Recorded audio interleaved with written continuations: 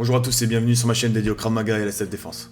Aujourd'hui, j'aimerais vous parler des 3 qualités qu'une technique de Krav Maga doit réunir pour être conforme au concept originel. En effet, s'il s'est largement modernisé depuis sa création et qu'il a su évoluer et s'adapter à notre époque contemporaine, les critères de qualité d'une bonne technique demeurent et restent inchangés. Le premier critère d'une bonne technique est sa simplicité. Simple d'apprentissage pour être intégré rapidement par les pratiquants et pour qu'ils puissent apprendre à se défendre en un minimum de temps de formation. Mais aussi simple d'exécution pour pouvoir être reproduite sans difficulté en situation réelle et dégradée par le stress ou l'effet de surprise. Elle doit être intuitive et contrarier le moins possible les réflexes naturels du corps. La technique doit répondre à une logique biomécanique sans nécessiter de facultés physiques particulières.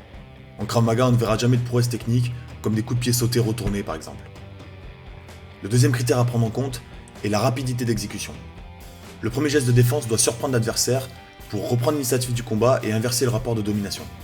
Les frappes doivent être rapides et multiples pour saturer l'adversaire, le prendre de vitesse pour ne lui laisser aucune chance de préparer sa riposte.